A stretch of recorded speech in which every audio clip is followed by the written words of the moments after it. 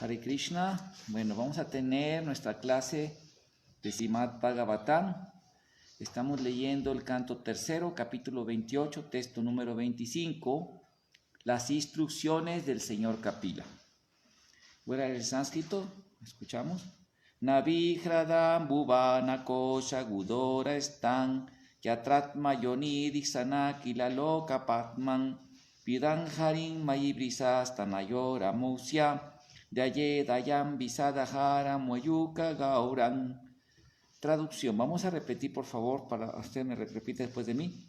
Después el yogi debe meditar en el ombligo del Señor, que está en el centro de su abdomen, y es como la luna. Es el fundamento del universo entero. Y de él brota el tallo del loto, que contiene todos los sistemas planetarios. El loto es la residencia de Brahma, el primer ser creado. Del mismo modo, el yogi debe concentrar la mente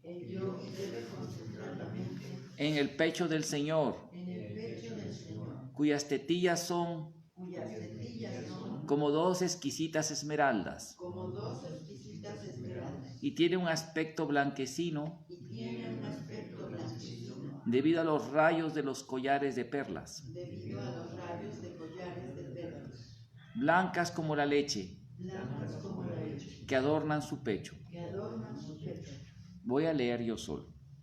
Después, el yogi debe de meditar en el ombligo del Señor, que está en el centro de su abdomen, y es como la luna. Es el fundamento del universo entero, y de él brota el tallo del loto, que contiene todos los sistemas planetarios. El loto es la residencia de Brahma, el primer ser creado. Del mismo modo, el yogi debe concentrar la mente en las tetillas del Señor, que son como dos exquisitas esmeraldas, y tienen un aspecto blanquecino debido a los rayos de los collares de perlas, que blancas como la leche, que adornan su pecho. Significado de su Divina Gracia, Srila Prabhupada. Se aconseja al yogi que seguidamente medite en el ombligo del Señor, que es el fundamento de toda la creación material. Tal como un niño está unido a su madre por el cordón umbilical, la voluntad suprema del Señor ha querido que Brahma, la primera criatura viviente, esté conectada con el Señor por el tallo de un loto. En un verso anterior, Lakshmi, la diosa de la fortuna, que sirve al Señor dándole masajes en las piernas, tobillos y muslos, recibió el calificativo de madre de Brahma, pero en realidad Brahma nació del abdomen del Señor, no del abdomen de su madre. Esos conceptos acerca del Señor son inconcebibles y no debemos pensar de un modo materialista. ¿Cómo puede el padre dar a luz a un hijo? En el Brahma Samhita se explica que cada miembro del Señor puede hacer lo que todos los demás, como todo es espiritual. Sus diferentes partes no están condicionadas. El Señor puede ver con los oídos. El oído material puede oír, pero no puede ver. Pero la Brahma Samhita nos permite entender que el Señor también puede ver con los oídos y escuchar con los ojos. En su cuerpo trascendental, cada órgano puede hacer la función de todos los demás. Su abdomen es el fundamento de todos los sistemas planetarios. Brahma ocupa el puesto del ingeniero de todos los sistemas planetarios, pero su energía creativa se genera del abdomen del Señor. En el universo, toda función creativa tiene siempre un vínculo de conexión directa con el Señor. El collar de perlas que decora la parte superior del cuerpo del Señor, también es espiritual. Y por lo tanto se aconseja al yogi que contemple el brillo blanquecino de las perlas que adornan el pecho del Señor.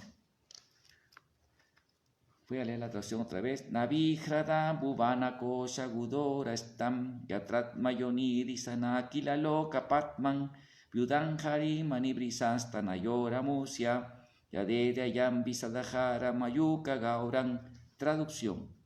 Después el yogi debe meditar en el ombligo del Señor, que está en el centro de su abdomen y es como la luna. Es el fundamento del universo entero y de él brota el tallo del loto que contiene todos los sistemas planetarios. El loto es la residencia de Brahma, el primer ser creado. Del mismo modo, el yogi debe concentrar la mente en las tetillas del Señor, que son como dos exquisitas esmeraldas y tienen un aspecto blanquecino, debido a los rayos de los collares de perlas, que blancas como la leche adornan su pecho. Om ayana timirandasya yananjana salakaya chakshurum militan yena tasmai sigurave namaha. Si chaitanya manovistan estapitan yena bhutale swayam rupa kadamahyam dadati swapadantikam yaya si Krishna Chaitanya Prabhu Nityananda si Advaita Gadadhar si Vasadi Gaura Bhakta Brinda Hare Krishna Krishna Krishna Hare Hare Hare Rama Rama Rama Hare Hare. Bueno, Hare Krishna a todos. Nos da mucho gusto que el señor Antonio nos está visitando. También en el Face, pues ya varios devotos de Latinoamérica les gusta seguir las clases de nosotros. Y muchas gracias. Gracias a Chitra Prabhu, que hasta hoy se va a desocupar sus actividades también académicas y de los servicios que tuvo estos 2 días muy importantes para nosotros. Bueno, es bien interesante cuando leemos el Srimad Bhagavatam. Srila Prabhupada incluso en el Bhagavad Gita, él puso la palabra as it is, tal como es. Porque cuando Srila Prabhupada escuchó a su maestro espiritual, Srila Bhaktisiddhanta, él vio que Srila Bhaktisiddhanta no estaba muy interesado en comprometer la filosofía con los diferentes pensamientos ideológicos, políticos, sociales, sobre todo en la academia, cómo se mantenía la academia de su época. Srila Bhaktivinoda Thakur, por ejemplo, porque aquí este verso habla de la forma de la personalidad de Dios, ¿sí? Que Dios es en última instancia una persona trascendental, espiritual, Purushottama, o sea, trascendental, espiritual, pero es una persona, que es lo que se define en filosofía como en teología, como el teísmo, un Dios personal que da una revelación al mundo, ¿verdad? Un conocimiento revelado o que es entregado de él, perfecto. Es un concepto en todas las religiones teístas, como el Islam, como es el cristianismo original y lo que es el judaísmo original. Porque como hemos hablado en otras clases, a partir del siglo XI los judíos tendieron a exacerbar o enfatizar y dejar atrás el teísmo por una concepción impersonalista, o sea, una concepción incluso de ver a Dios como puramente impersonal, sin ninguna personalidad. O sea, definía el espíritu como lo opuesto a la materia. Entonces, ahí está Maimónides, famoso teólogo judío, y de ahí le siguieron, aunque otros teólogos como otros eruditos rabáis, sabios hebreos como Akiva y otros, se opusieron mucho así querían mantener la descripción literal en este caso del Talmud, ¿verdad? Del Talmud, que es lo que se conoce como Antiguo Testamento. Es más que el Antiguo, es mucho más, ¿verdad? Pero que los cristianos llaman Antiguo Testamento, y lo que es la Torah y de los Talmuds, que son los comentarios de los sabios rabáis, o rabis en español. Entonces, pero no, y la tendencia fue que agarró ese camino, la teología, o sea, el estudio de la ciencia espiritual de Dios, judía, hebrea, tomó ese camino. Y también esto en ese tiempo, no, antes ya, en India también el aspecto impersonalista, la filosofía monista impersonalista, que Sankaracharya fue su principal campeón, la figura que predicó más esta filosofía, que tanto el Padma Purana como los Vaishnavas llaman Mayavada, que dice que este mundo es irreal, que la verdadera realidad es solo Dios, que es impersonal y todos somos uno con Dios. Entonces esa filosofía que todos los teístas Vaishnavas hemos rechazado.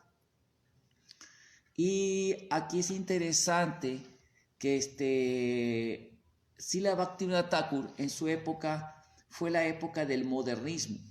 Es una corriente, el modernismo teológico, es una corriente que se puso muy, y el racionalismo, que esto vino desde antes de 1800. Empezaron con algunas personas que se creyeron muy inteligentes en el Occidente y también en India, pero más en Occidente, en Europa, que pensaron que tratar de reducir todos los milagros, los aspectos supernaturales que da el conocimiento divino en las escrituras, en todas las escrituras sagradas, a meramente interpretarlos como alegóricos, como simbólicos, y no creer la revelación tal cual, porque dicen que la razón no permite eso, su razón, o sea, ahorita vamos a hablar de los defectos de la razón. Entonces, por ejemplo, un ejemplo en la historia bíblica, por ejemplo, en la Torá, que Moisés en español, que abrió Dios ¿cómo se llama? El mar, ¿cómo se llama? Mar Rojo, ¿verdad? Se abrió y pasó, y cuando pasaron los egipcios se hundió.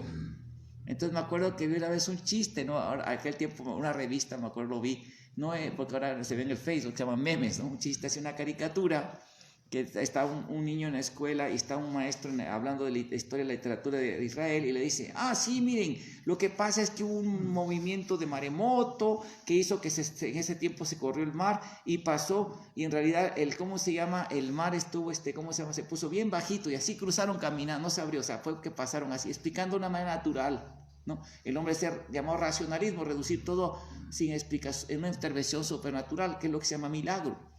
Entonces así pasaron todos los judíos y no se ahogaron en el mar. Entonces el niño le pregunta, oiga maestro, ¿y cómo está eso? Porque en ese tiempo las sequías y no sé qué, estaba muy bajito el mar. Sí, ¿y por qué será que el faraón sí se ahogó si era bajito? ¿Entienden la idea? O sea, el niño pone en cuestión eso, ¿no?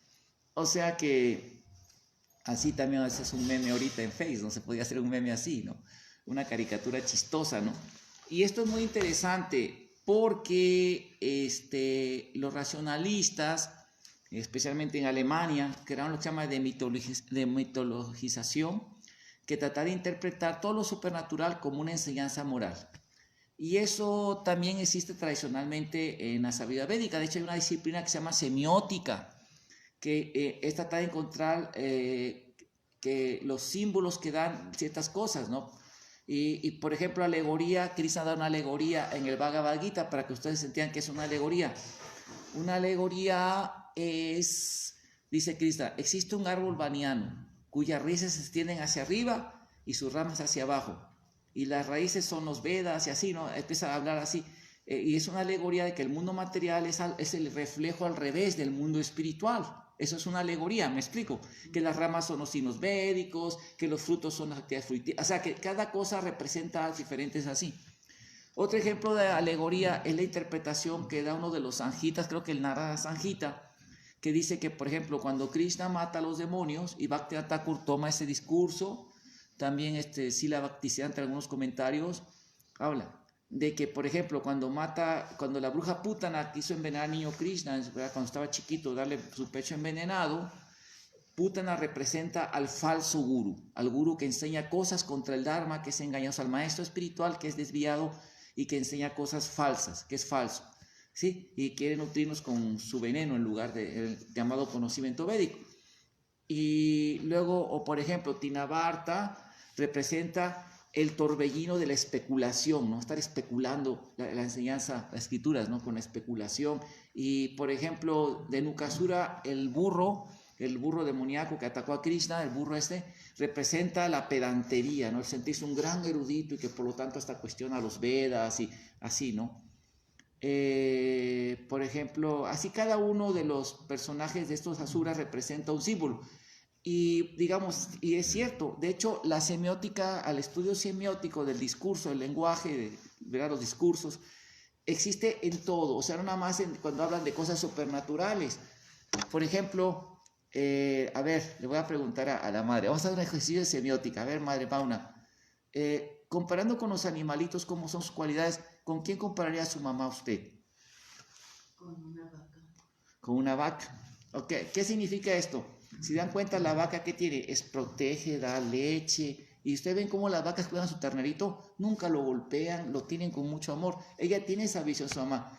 Si le pregunto, por ejemplo, a otros, ustedes lo van a comparar con un animal, ¿verdad? Me acuerdo que una vez hablando de eso, en una conferencia, de un estudio que hice, en una ponencia ahí en el Museo de la Educación de la Escuela Normal Superior, me invitaron por una revista académica que escribió un artículo sobre el significado semiótico en el discurso de Rulfo, ¿no? Bueno, es un tema así de descubrir todos los símbolos semióticos del lenguaje. Y es un discurso nada sobrenatural, es una historia de unos campesinos que les dan un llano, que les prometen la tierra, ¿verdad? Su tierra, y llegan a ese lugar, al llano en llamas, viene en esa hora. Y el llano está, dicen, desértico, no hay frutas, no hay flores, hay sopilotes, hay conejos, y cuando uno descubre qué significa en el estudio simbólico, del estudio psicológico, los símbolos, cada animal representa muerte, representa así, ¿no? Los perros que aullan representa también, así como el chacal que aulla. El Bhagavatam habla de esos, se llaman nimitas en los textos. Hay un libro especial que se llama Nimita, cómo aprender los mensajes que manda, así, ¿no? Cuando un perro aulla, cuando pasa un lechuza y también significa que muere. O sea, uno puede así describir la naturaleza, se llaman nimitas. Entonces también eso tiene simbolismo. Entonces así todo le saca uno al estudio y sí, exactamente, todos los simbolismos representan lo que es el discurso de ese cuento, que les prometieron la tierra y al final regresan al pueblo esperando encontrar vida y encuentran también que están aullando los persas, que hay la muerte, el aullar del perro. Y también o sea que de la vida agraria les prometieron después de la revolución a los campesinos y van a un lugar que era árido, no resultó económicamente y regresan otra vez al pueblo, a la vida industrial y que también les creó problemas. O sea, todo el simbolismo, todo hay simbolismo, o sea, la semiótica no nada más es en los textos religiosos, aún el discurso más científico tiene simbolismo. Le voy a poner un ejemplo. Prabhupada, y ahorita voy a entrar en este tema, a una persona que quería ir a vivir, que le preguntó, quería entrar al templo, que pone Jennifer su apellido, así como fuera un nombre de mujer, y le escribe a Prabhupada y Prabhupada le contesta, no sé la carta, pero por la respuesta entendemos, que dice, entiendo, ya leí tu carta, dice, entiendo, dice, tu problema. Bueno, era una persona que tenía problemas, se llama disforia de género, que ahora es lo que realmente es la homosexualidad, disforia de género, según el manual de MD de la Asociación Psiquiátrica Americana. Esa persona no tenía un problema de identidad de sexo, ¿sí? Disforia de género, y estaba con ese problema y dijo, bueno, decídete si eres hombre o mujer, ¿qué vas a hacer? Pero no estés en esa etapa, o ves hombre, a veces eso no es bueno, no te va a ayudar. Y ya que resuelvas eso, ¿verdad? Como que dice, si te vas a operar como mujer, hazlo, o vas a ser hombre, ese hombre, pero no estés entre los dos, ¿no? Así, en esa situación. Y le dice Prabhupada, y claro, puedes entrar en su templo. Claro que Prabhupada, luego vamos a hablar de eso, pero le dice, esperando que estés bien de salud, tu bien queriente. Aquí, por ejemplo, el hecho de haber dicho, esperando que estés bien de salud, o sea, que nosotros cuando hablamos mandamos mensajes inconscientes. Por ejemplo, si yo estoy enojado con algo, y acá, cuando estoy enojado con algo, al hablar me va a salir palabras, o voy a hacer referencia a cosas, a objetos o animales, algo que van a indicar que yo estoy enojado. Así es el lenguaje. Hay un discurso de fondo, simbólico, que manda el inconsciente. Entonces, si Prabhupada le dice a una persona, espero que estés bien de salud, ¿qué le está diciendo? Estás enfermo. Inconscientemente. Es un estudio de la semiótica. Entonces, la semiótica estudia así todos los símbolos, ¿no? Bueno, entonces así. Entonces, para llegar, vamos a aterrizar un poquito esto. Entonces, cuando Bhaktivinoda Thakur está predicando, se puso de moda, muy en moda, la filosofía modernista, el teísmo o la teología modernista, que empieza desde antes con los racionalistas, con Hegel y todos que hasta negaban la historicidad de los textos del Nuevo Testamento, que decían que el nacimiento virginal era una alegoría. Hubo un Jesucristo, ¿verdad? Hay un personaje ahí, pero le metieron el mito del acá y así reducir todo, a negar todo eso supernatural, los milagros, todo, hasta ser una persona así. Se llama reduccionismo y eso es el modernismo, ¿no? Incluso empezaron a interpretar la Biblia desde el punto de vista casada con la moda intelectual, que fue el darwinismo, el naturalismo. Y así la Biblia desde el punto de vista teológico. Y lamentablemente después del Concilio Vaticano II, que trajo cosas muy buenas para la Iglesia Católica, también trajo adaptar esa teología, el creacionismo evolucionista, que se llama. Y que incluso hay Biblias que vienen con su comentario que todas las épocas creadas por el naturalismo, esas son las diferentes días de la creación. Así, ¿no? Interpretarlo todo desde esa perspectiva. Muy bien. Ahora, no voy a entrar en el tema de los grandes problemas de la evolución, porque incluso Prabhu Karma y Sadaputa Prabhu, los dos que son científicos, en su libro Forgiven Archaeology, ¿verdad? La historia oculta de la arqueología prohibida, demostraron muy bien cómo hay tanta evidencia que el hombre vivió por millones de años en la antigüedad y que hay un filtro de conocimiento y que es una ideología la teoría evolutiva. De hecho, no nada más ellos, muchos científicos están en desacuerdo y no son religiosos, muchos no son religiosos, no son teístas, son científicos agnósticos y se inclina más por la teoría del diseño inteligente, que es la que indica que hay una inteligencia detrás de todo el universo. Bueno, pero el punto aquí es que en ese tiempo era la moda y algunos franceses fueron los que, digamos, la conjugación de toda la teología, del pensamiento racionalista que se vino dando, es reducir a todo así y a volverse impersonalistas, que Dios es una energía, un espíritu sin forma, ¿no? Y se basan en la experiencia de ciertos místicos cristianos que percibieron vieron la experiencia Brahman, tuvieron experiencia Brahman, así muy parecida a lo que llama esa experiencia Brahman de unidad, así nos vieron la fulgencia de Krishna, o algunos filósofos que llegaban así. Entonces, ¿cómo se llama? Estas personas crearon el modernismo y a negar de que todo lo supernatural, negar la ascensión de Jesucristo, por ejemplo, negar los milagros y negar la escatología, que no existe el castigo del infierno, que no existe, incluso algunos de ellos hasta dicen, los humanistas que salieron de esa época, decían que no es importante creer en la vida después de la vida, sino ser un buen humano, ser una buena persona. Eso es el humanismo, ¿sí? El humanismo es el humanismo original, así era, ¿no? Ahora hay otros tipos de humanismo, pero aquí el punto al que quiero hacer entender que las religiones empezaron a adaptar, a ponerse a la moda para poder ser aceptadas, ¿no? Y sobrevivir en un mundo de mucho conflicto. La iglesia hizo eso y otras, algunas, la academia, en fin, agarró ese camino. Vimos los estudios de teología. Si ustedes van a una universidad de teología en Estados Unidos, que hay universidades de teología, ya se estudia oficialmente la teología, aquí se estudia pero no la reconoce la SEP, por el problema del jacobinismo de Plutarco y Calles, ¿no? La separación de ese Estado eran jacobinos, ¿no? Anticlericales, pero allá sí se estudia teología así en Europa también. De hecho, las universidades fueron fundadas por teólogos y religiosos. Oxford era un monasterio católico, ¿sí? La Notre Dame, ¿por qué creen que se llama la primera universidad del mundo en Francia? La Universidad de Notre Dame, la de Nuestra Señora. ¿Por qué creen que se llama de Notre Dame? Está a un lado de la Catedral de Notre Dame. Porque los que crearon las universidades fueron los religiosos, los católicos en este caso. Entonces las universidades, esa es la cosa. Si ustedes van a estudiar teología, le enseñan ese tipo de... Eso tienen que enseñar para estar a la par del materialismo científico, que es una aportación grandísima, primero de Darwin y todo, y del comunismo, del marxismo, el materialismo científico. Y bueno, ahora bien, entonces algunas religiones tomaron ese camino para hacer así. Bhaktivinoda Thakur, hay dos cosas interesantes, que Bhaktivinoda Thakur le predicó a un grupo así de gente, porque en el caso de los intelectuales bengalíes, que Bengal es un lugar más intelectuales en la India, ha sido siempre. Mayapur fue Harvard, como es Oxford, donde está el Cambridge, Massachusetts, donde está la Universidad de Harvard, se llama Cambridge, es el Cambridge de acá de América, ¿no? de allá de Inglaterra. Ahí es un pueblo de mucho académico, como es Jalapa, por ejemplo, ahí ¿cómo se llama? En México. Jalapa es una ciudad de puro estudiante, la universidad, muy famoso. Lo que sería CEU prácticamente, el área de CEU, allá en Copilco, ahí vive mucho estudiante, mucho académico, ¿no? Esa zona, o San Ángel, ¿no? Toda esa zona, porque está cerca de la universidad, pero así más o menos. Entonces, Bengal era la cuna de la intelectualidad y Mayapur. Pero es interesante esto, que cuando empieza en el 1800, Bhaktivinoda Thakur, a los niños hindúes les predicaban los cristianos puro hipercriticismo, alta crítica para destruir la fe, ¿no? En la educación. Pero ellos tomaron la corriente, en lugar de no se volvieron cristianos, se volvieron racionalistas y ahí crearon lo que se llama el neohinduismo.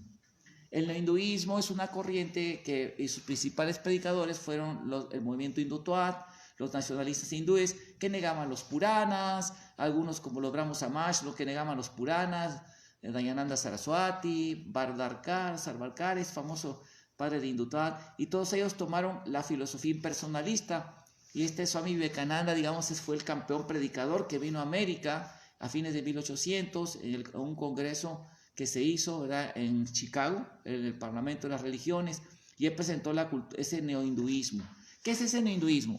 En el que ha de cuenta que también ellos dicen, incluso Gandhi también fue influido por esas ideas, aunque nació en una familia Vaishnava. En un comentario del Gita él dice, bueno, no es tan importante si fue histórico o no, Ram o Krishna, lo importante es su mensaje, como dicen así los teólogos modernistas, ¿no? Bueno, en realidad si existió Jesucristo, ¿qué importa? Lo importante es el mensaje, ser humanos. Así es muy común esas frases entre los, o sea, son medio ateos, pocas palabras, casi ateos, y bien impersonalistas, todo así. Y también en la India se agarró esa ideología porque fue la moda académica, fines de 1800. Bhaktivinoda Thakur, consciente de eso, aparte, también según algunos biógrafos de Bhaktivinoda Thakur que estudian su obra, que en ese tiempo, cuando escribió una conferencia que se llama el Bhagavata, su teología, su ética y su teología, en una parte dice que en el Bhagavatam, en este libro, que es la vida de Krishna, se hablan de los infiernos y los cielos y los devas, o sea, los devas que Prabhupada le puso semidioses. ¿Qué son los devas? Son los seres que ayudan a que controlan, que habitan los planetas sarlokas superiores al ser humano, líderes de ellos, algunos controlan las fuerzas, ayudan a Dios a controlar las fuerzas naturales, como el agua, el sol, el eléctrico, a controlar eso. Entonces estos devas dijo que eran simbólicos también, y que los planetas celestiales son simbólicos. Así, usando el discurso, tomó el discurso modernista. Bhaktivinoda Thakur reconoce que fue educado en el modernismo. Y además en ese año, en su pasatiempo, porque él es un alma liberada, siempre fue un eterno deseo de Krishna, pero en ese tiempo, él tomando el papel de una persona de ese tiempo para predicar a esa gente del modernismo, en ese tiempo él nació en una familia saca, y los sacas comen carne, él comía carne, fumaba. En ese tiempo apenas estaba conociendo la filosofía del señor Chaitanya, según algunos que han estudiado ese asunto de Bhaktivinoda Thakur. Entonces dijo eso en ese libro, y otros dicen que más bien fue porque quería atraer a los modernistas a que leyeran el Bhagavatam, porque dice, odiaban, se les enseñó a repudiar su cultura por la educación occidental que les daban, y esa era la moda, ¿no? Pero Bhaktisiddhanta Saraswati y Srila Prabhupada no comprometieron, presentaron la filosofía tal como es. Si uno, por eso se llama tal como es. Si uno estudia la enseñanza de Bhaktisiddhanta, los libros de Bhaktisiddhanta y los de Srila Prabhupada, en nada compromete la filosofía. Él enseña lo que enseñaron los acharyas como Ramanujacharya, Madhavacharya, Vishnu Swami, Chaitanya Mahaprabhu y toda la línea de Gaudiya Vaishnava, nuestra escuela de maestros santos, ¿verdad?, que eran grandes sabios. Ellos enseñaron así. Y Prabhupada predicó así. Al grado que presentó el libro de Krishna tal cual. No le hizo ninguna modificación, no. También los modelos de fechas, no solo los modelos, no estableció lo que dice la historia védica, que Kali Yuga, la era en que vivimos, comenzó en el año 3100 antes de Cristo, el 18 de febrero, que es lo que dicen los historiadores védicos y los sabios védicos que estudiaban todo esto, y astrónomos y matemáticos, ¿verdad?, védicos, tales como Aryabharta, Bajaramihira, ¿verdad?, Vidajarja, Kalhana de Kashmir, y todos esos que eran historiadores y eruditos, que establecen que Kali Yuga y lo que dice el calendario Panchanga de la India. De hecho, hay un documento muy interesante que se encontraron los documentos de la línea de reyes que existieron desde que Parikshit Maharaj, el primo de Krishna, fue coronado por Krishna en Hastinapur como el emperador, el Maharaj en India, después de la batalla de Kurukshetra, ahí están todos sus descendientes, hasta el último de los Zen que cayó cuando los musulmanes tomaron Delhi. Está la línea de reyes hasta esa época, ¿sí? Y no es difícil trazar la línea de reyes de musulmanes hasta la época de la colonización inglesa. Están todos los documentos. Y hay varios textos que hablan de cómo Kali Yuga entró en esa época y de los reyes. También en Kashmir, las dinastías de Kashmir, también las de Assam, cuando Krishna fue a Assam a rescatar a las princesas, las 10.000 princesas que había robado, 10.100 princesas que robó Baumasura. Krishna acabó con Baumasura y coronó a su hijo, lo entronó a su hijo, al príncipe, que él sí era devoto, no era asura, no era demoníaco, era muy piadoso, y lo encarnó. Y los reyes de Assam trazan su linaje de todos los reyes hasta la época de Krishna, de ese muchacho, ese príncipe que fue coronado por Krishna. O sea, todo eso. Y Prabhupada presentó la historia tal como es, no hizo concesiones.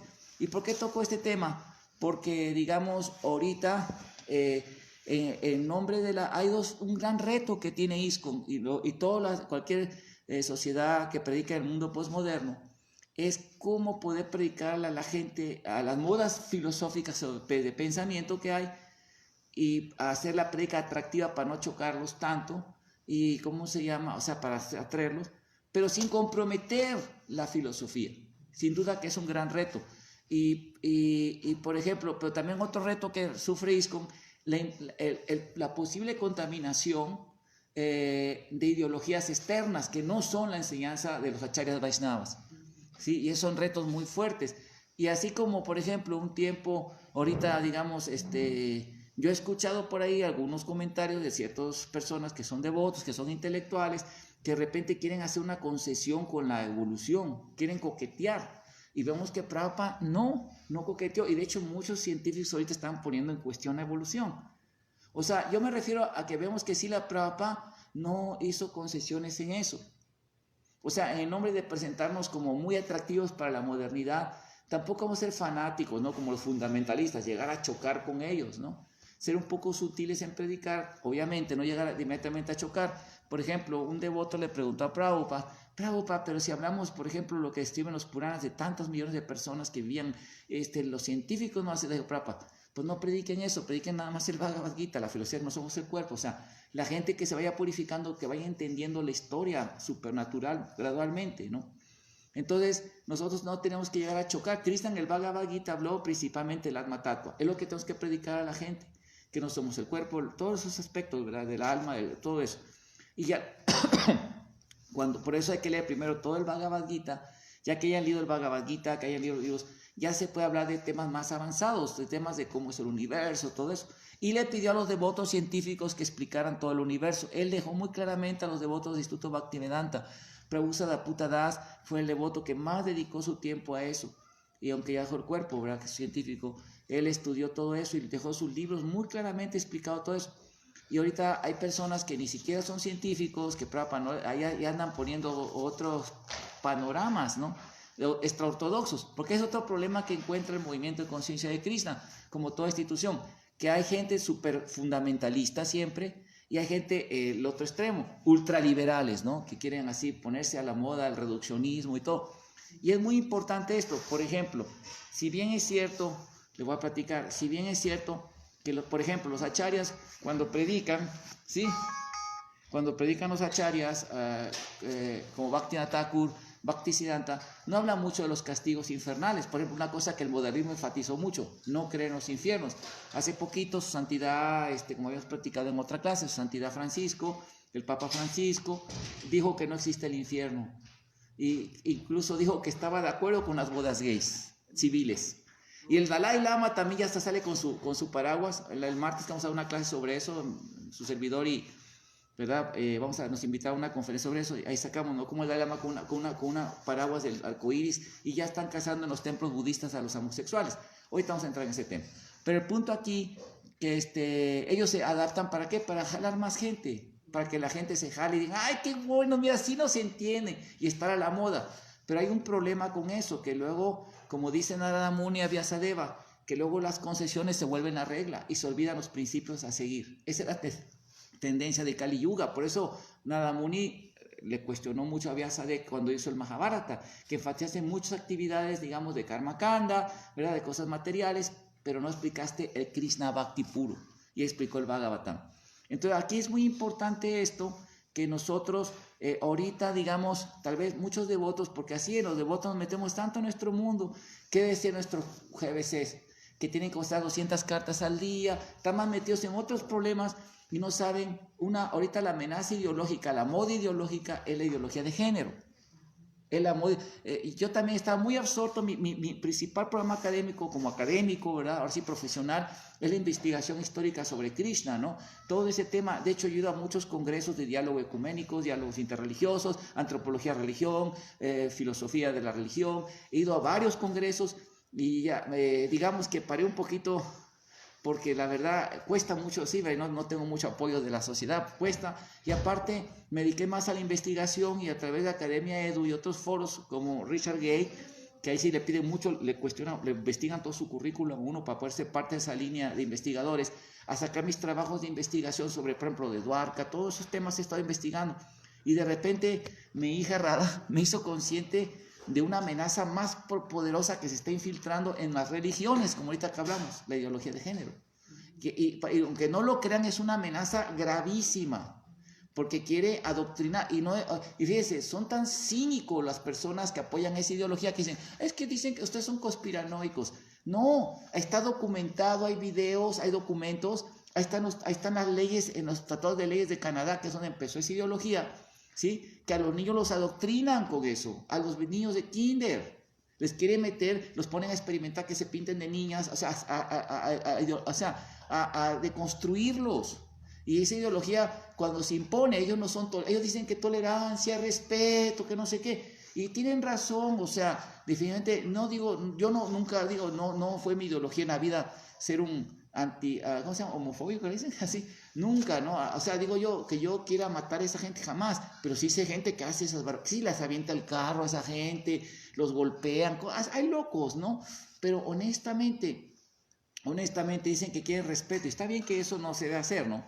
Ya el gobierno secular ya les dio mucho respeto, muchos derechos y punto, pero también quieren tomar la religión, porque lamentablemente, y se los digo, los expertos que han estado a fondo, y hay libros de 700 citas de los mismos que inventaron esa ideología, ¿verdad? Que fueron los marxistas de la escuela de Frankfurt, fueron los que metieron esa ideología de género, ¿sí? Cuyas esposas fueron las grandes feministas del siglo XX, Simone de Beauvoir, Judith Butler, muchas, todas personas traían esa ideología, ¿no? Y hacían experimentos de pansensualismo.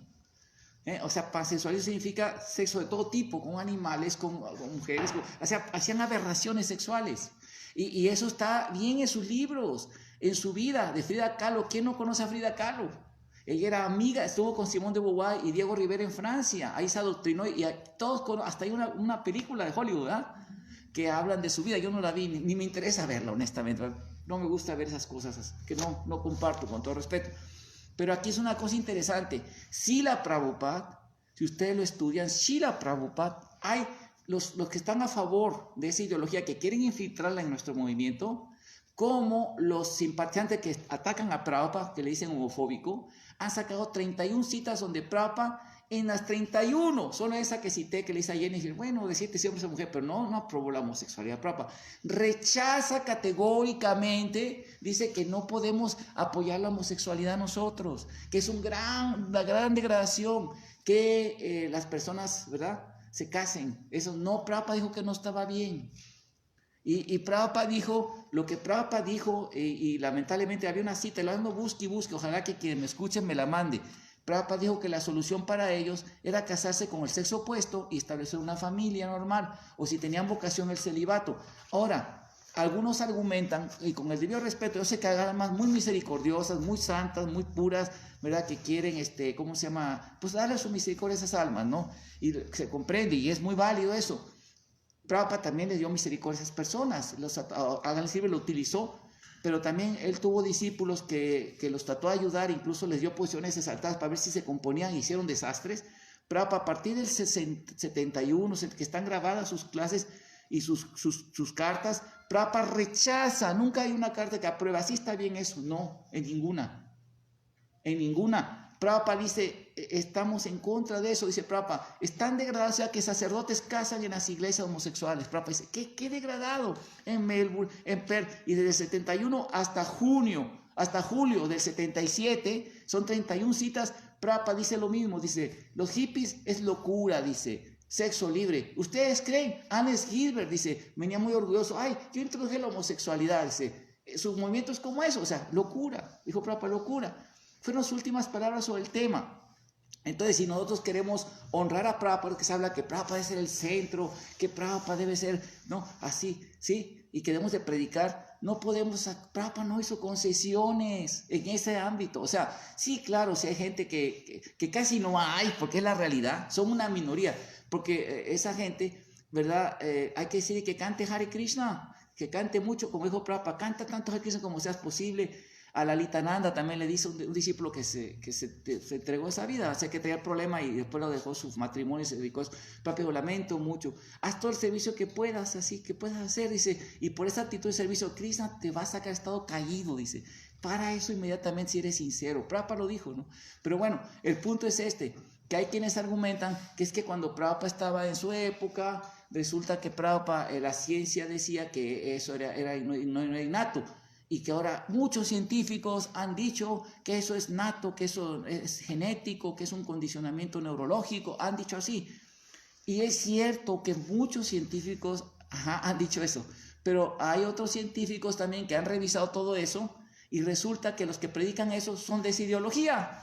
Y son personas así, y resulta que no, estudios rigurosos. Está el doctor Miller, que es uno de los más grandes psiquiatras de la Universidad de Harvard, experto en todo.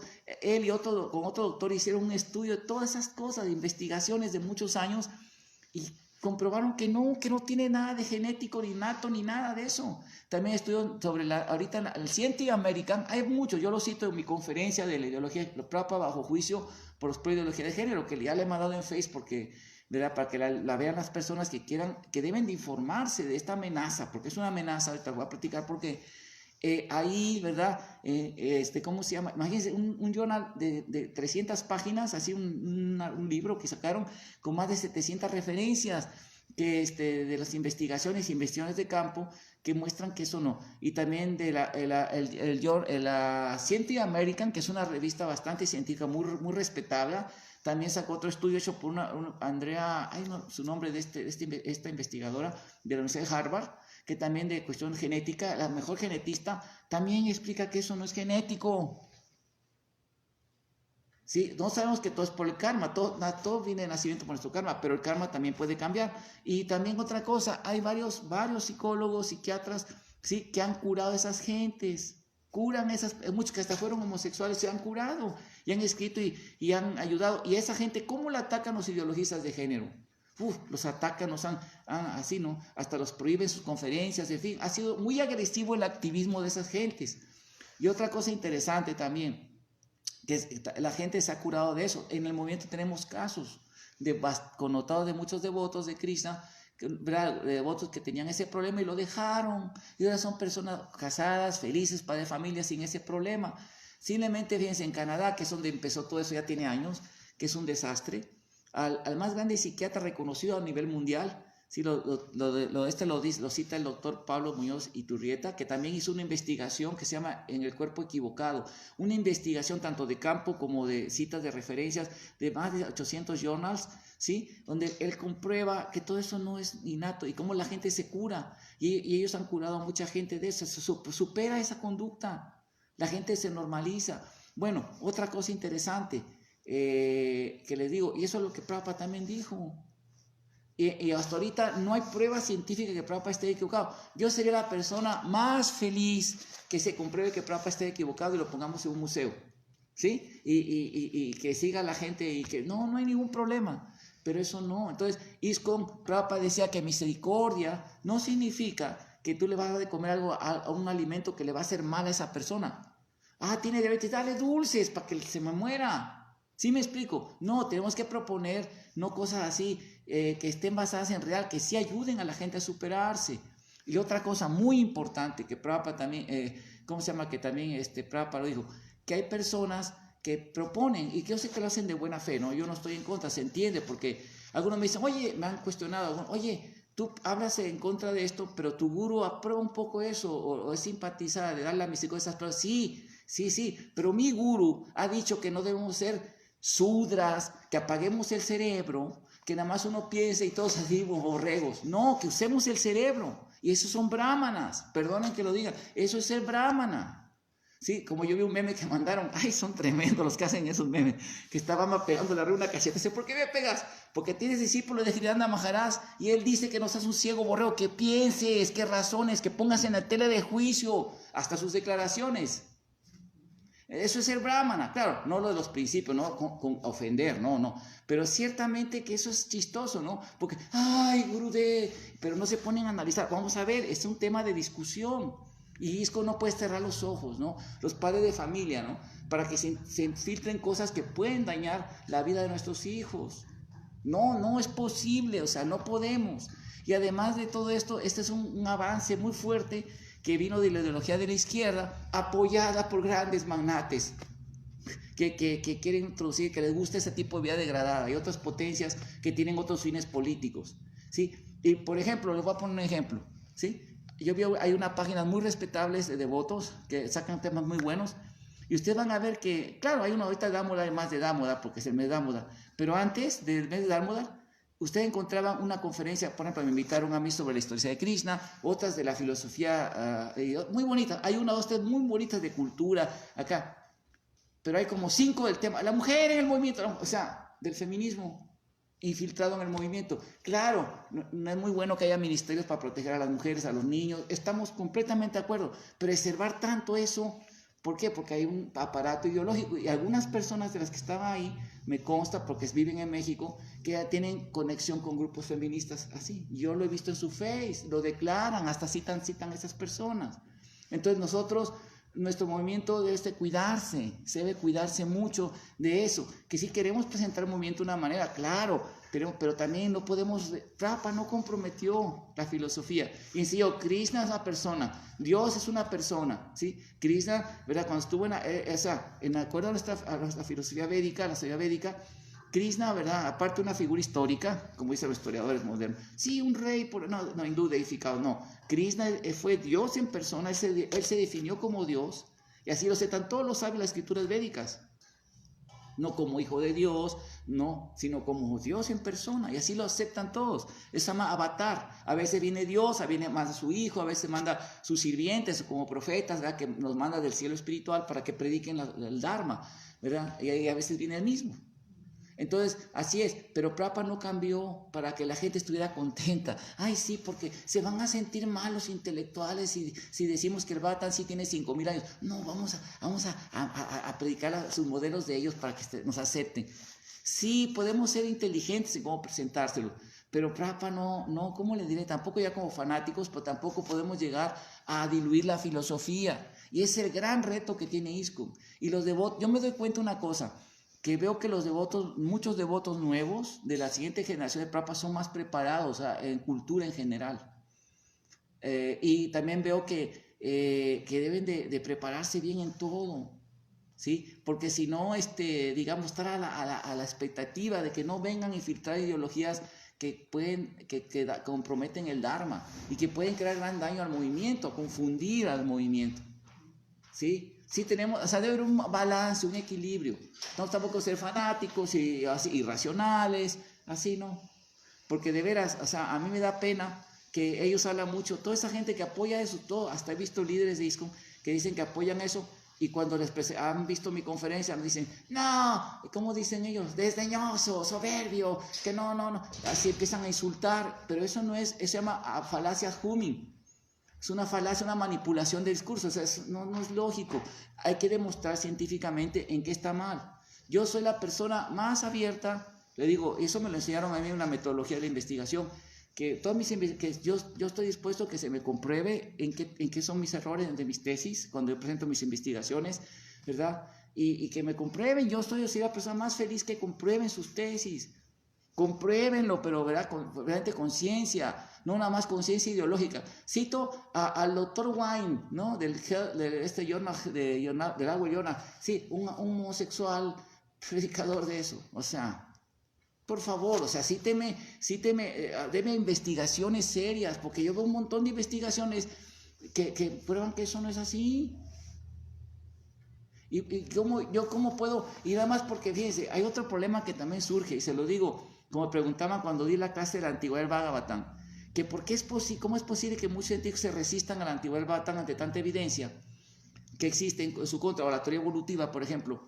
Porque se crean fosilización de paradigmas, ¿no? Y el orgullo falso. Son gente que se ha casado con una idea, le ha invertido mucho una idea, que le cuesta reconocer, les cuesta más reconocer que están mal, y prefieren seguir sustentando ideas que no funcionan, que son irreales. Y el orgullo, ¿no? Y claro, se resisten. y empiezan a insultar, y eso es la primera reacción, falacia, jumi, hacer ridículo, ¿no? Hacer una payasada, hacer burlas, ironías, pero eso no es ciencia, eso no es ni siquiera algo Vaishnava, ni brahmínico.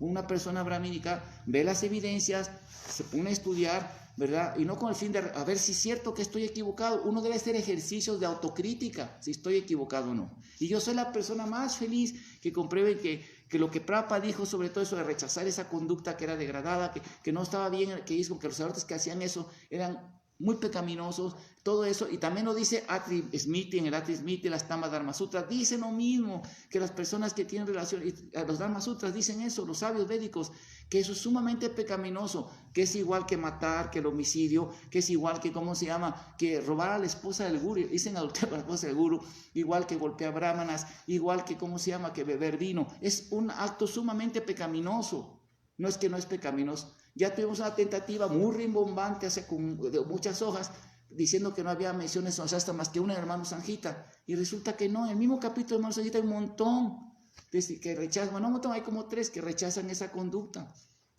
que lo mismo de una mujer que contamina a otra, ¿verdad? Bueno, no va a ser gráfico, pero con tendencias homosexuales, también es penado en el Manu Sanjita, aunque el Manu Sanjita no es para nosotros, pero el Atri Smriti, la Tama Dharma Sutra, el Gautama Dharma Sutra Vasista, y dice que la vida sexual fuera del matrimonio religioso con la esposa, ¿verdad? Que no sea nada más en el órgano genital, o sea, vaginal, o sea, que sea otro tipo de sexo, es muy pecaminoso y condenable, y lo hace uno que en su siguiente vida nazca como precisamente eunuco homosexual. Es el karma que va a tener, y va uno a los planetas infernales a pagar. No digan que no es cierto que no existen los planetas infernales.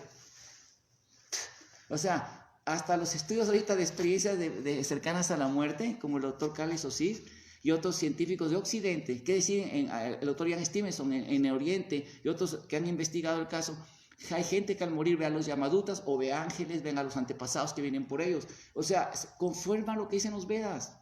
Ven caminos de luz celestiales, ven ángeles, ven carruajes celestiales, lo ven. La gente que ha llegado a tener experiencias cercanas a la muerte, y hay gente que ve el infierno también, ve el juicio de Yamaraj y los llevan a los planetas infernales o los retraen porque se equivocaron. Prabhupada Thakurma en su libro Human Devolution pone esos casos que vienen del doctor Ian Stevenson, que es el campeón de investigar los casos de niños que recuerdan vidas anteriores. Esa universidad es la que más se dedicó a investigar sobre la vida después de la vida. ¿Sí? Y ellos de la reencarnación. Entonces todo eso lo han investigado. Entonces hay prueba empírica, pratyaksa, ¿verdad? Hay prueba hay tigia histórica de muchos casos de gente que ha visto los Yamadutas en la tradición, en el folclore, en todas las religiones nos hablan que sí hay castigos infernales. Y eso solamente los modernistas que se les puso de moda negar por sí. Y Prabhupada lo dice directamente, Prabhupada lo dice. Esa es la filosofía de la liebre, que viene una zorra y cierra los ojos. Y piensa, no me va a matar la zorra. Dice, pero la zorra lo mata. Así no, o sea, no podemos negar esto. Y es muy importante, y ISKCON, como toda sociedad religiosa, enfrenta estos retos, y yo creo que aquí sería muy bueno que el GBC pusiera un poco de atención en esto, y todos los líderes, y hagamos incluso simposios respetuosos, ¿verdad? Que la gente que tiene esas ideas, nos juntemos a tener simposios, ahorita que se puede ir online, a cada quien ponga sus ponencias, para ver, ¿verdad?, llegar a un consenso, bueno, un buen balance de todo este tema. Es un tema muy importante y que tenemos que proteger a los niños del movimiento, sobre todo de todas las ideologías, es muy importante porque de otra manera, ¿verdad?, y también no podemos permanecer fanáticos absolutos, ¿verdad?, porque también no vamos a poder predicar con éxito. Es un gran reto que tiene el movimiento. Bueno, vamos a parar aquí. Yo quiero decir, la metodología de las clases es hacer preguntas, una pregunta corta, ¿sí? Porque en la actividad es decir, cada quien da su opinión, que hace otra clase, ¿no? Pero aquí sí es muy bueno que reduzcamos si hay alguna pregunta, por favor, nada más ir resumida para que podamos contestar. Bueno, Hare Krishna. Muchas gracias.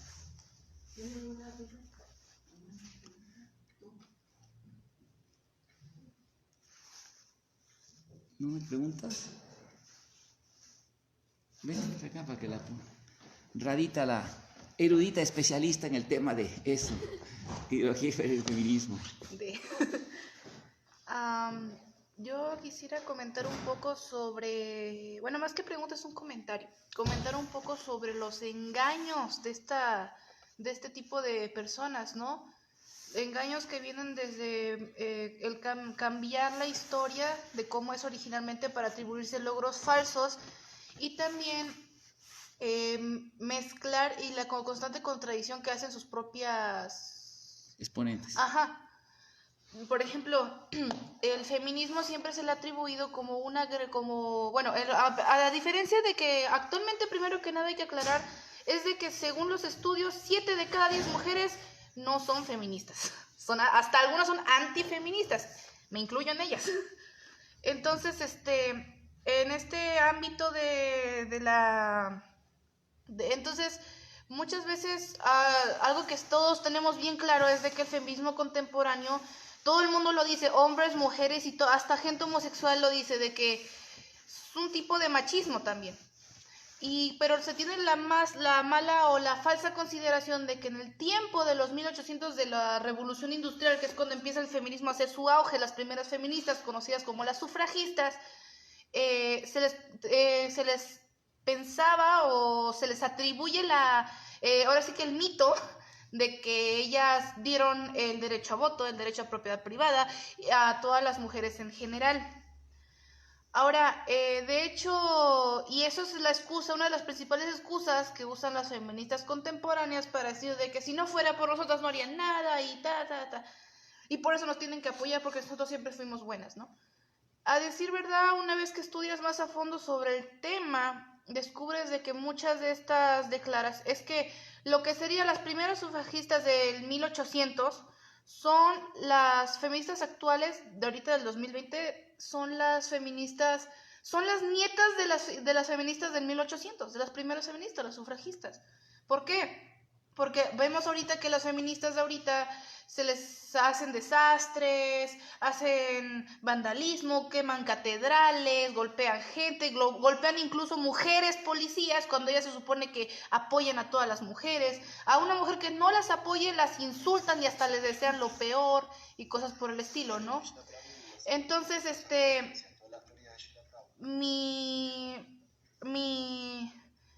entonces también pero cuando descubrimos e investigamos más, resulta que las sufragistas hacían exactamente lo mismo en Inglaterra y en Francia, que es donde más estuvieron su impacto. En Inglaterra me voy a enfocar porque es lo que he estudiado, es que en Inglaterra quemaron la catedral de Santa Cecilia, fueron a hacer marchas exactamente iguales que las de las feministas de ahorita, vandálicas. Hay fotos de ellas siendo arrastradas por policías de la época. Aunque iban con vestidos largos y no iban desnudas como las de ahorita, por lo menos iban más decentes, pero se hacían los mismos actos. También el famoso derecho a voto es mentira. El derecho a voto fue considerado en el Tribunal de Inglaterra por puros hombres y fue otorgado por puros hombres el derecho a voto a las mujeres. Las feministas no tuvieron nada que ver. E inclusive las sufragistas lo que querían hacer en un principio era cuando el tribunal el Senado de Inglaterra empezó a hacer ¿cómo se llama? A considerar los mismos derechos de hombre y mujer igualitarios. Las sufragistas se opusieron a tal mandato y empezaron a exigir la superioridad de la mujer sobre el hombre en derechos. Exactamente lo mismo que las de ahorita. Exactamente lo mismo que las de ahorita. Una copia. Son una copia. Entonces, pues... El martes sí le vamos a hablar de eso. pues sí, de hecho el martes vamos a tener una conferencia sobre eso. Bueno, el martes la próxima semana, vamos a hablar mucho sobre ese tema. También el derecho a propiedad privada, que también se lo atribuyen mucho a los feministas, es mentira. El derecho a propiedad privada viene desde la Edad Media. Las mujeres se podían divorciar y podían heredar el título del esposo cuando éste se muriera, y también podían tener su propia propiedad privada. De hecho, también, si el feminismo... Ahora, una pregunta interesante es de que si el feminismo fuera lo que se dice ser, ¿por qué cuando las sufragistas salieron, si ellas son las santas que nos ayudaron a todas las mujeres, por qué las principales opositoras al sufragismo son puras mujeres? Okay, bueno. Y todas las juzgaban por lo mismo, de que querían destruir a la figura femenina, que querían hacernos hombres. Todas las critican por lo mismo. Inclusive en Ucrania existió el movimiento antisufragista femenino, que es hecho por puras mujeres. Bueno, voy a contestar una pregunta que me... Sí.